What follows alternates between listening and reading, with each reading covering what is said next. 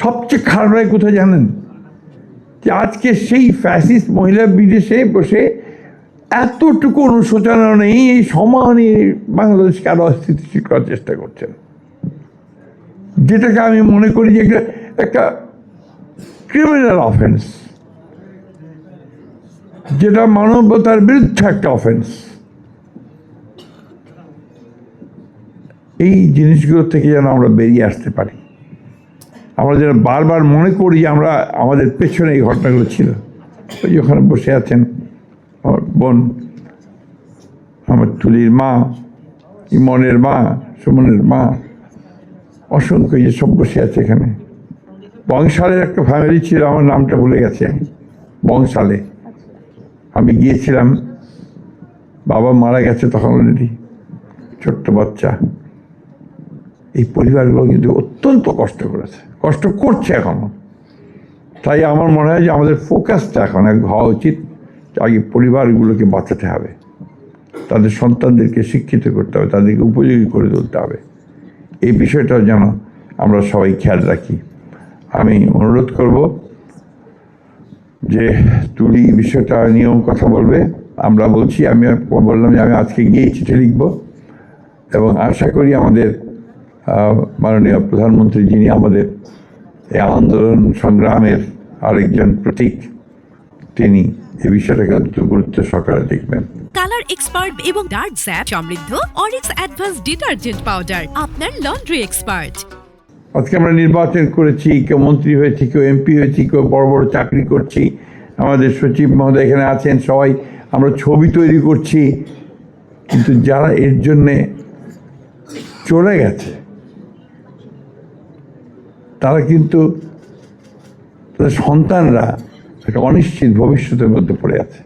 অন্তত এইটুকু বোধহয় আমরা করতে পারি, তাদের ভবিষ্যৎটাকে একটু সুন্দর করার চেষ্টা করতে পারি, তাহলেই আমাদের সরকারের আশাটা সার্থক হবে, তা নাহলে হবে না বলে আমি মনে করি। আমি বক্তব্য দীর্ঘ করবো না। আমি এই সারাটা সংগ্রামে যে হিরো সঞ্জিদা তুলি, যে আমাকে অনুপ্রেরণা জুগিয়েছে, তাকে আমি সবসময় স্মরণ করি, মনে করি, এবং তাকে সত্যিকার অর্থে আমি তাকে হিরো মনে করি। ওই সময়টা আমি জানি এককভাবে কিভাবে লড়াইতে লড়েছে, কিভাবে এককভাবে জেনেভা চলে গেছে, হিউম্যান রাইটস কমিশনের কথা বলেছে। এই মেয়েটা তখন কেউ কথাও শুনতে চাইতো না, ভয় পেত। রিয়ালিটি। যাই হোক, আমি ভারাক্রান্ত করতে চাই না। একটা ছবি নির্মাণ করার উদ্যোগ নেওয়া হয়েছে, অত্যন্ত আনন্দের কথা, ভালো কথা, যেটা চাইবো যেন সঠিক জিনিসটা আসে, যেটা চাইবো যেন সত্যিকার অর্থে এটা আমাদের সমগ্র জাতিকে, আমাদের সেই ইতিহাসটা, যেটার জন্য আজকে আমরা মুক্ত হয়েছি, কথা বলতে পারছি, গণতান্ত্রিক একটা পরিস্থিতি পেয়েছি, সেটা যেন সেখানে প্রতিফলিত হয়।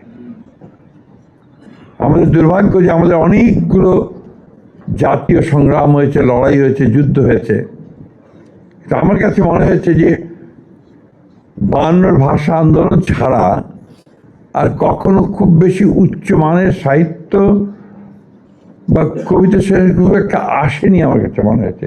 আমি জানি না শহীদ ভাই কি মনে করবেন, আর সেভাবে আসেনি। আমি আশা করব যে এবারকার যে লড়াইটা, যে সংগ্রামটা, যে আত্মত্যাগ, এই ব্যাপারে আমরা যে উদ্যোগগুলো নিচ্ছি, সেই উদ্যোগ সেই মানের যায়, সেই মানের হয়, যাতে করে আমরা গোটা পৃথিবীতে রিপ্রেজেন্টেড হতে পারি। এবং ডার্ক স্যাপ সমৃদ্ধ অরিক্স অ্যাডভান্স ডিটারজেন্ট পাউডার, আপনার লন্ড্রি এক্সপার্ট।